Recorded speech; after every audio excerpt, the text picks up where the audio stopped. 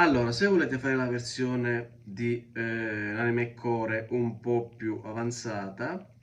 mettete subito mi piace, perché sto facendo un video per voi con la febbre, quindi dovete mettere subito mi piace perché io sto lavorando per voi, stiamo lavorando for you. Avevo fatto un video molto semplice, questo insomma è un po' più complicato, perché qui essendo la salsa così, se ci sono i classici passaggi.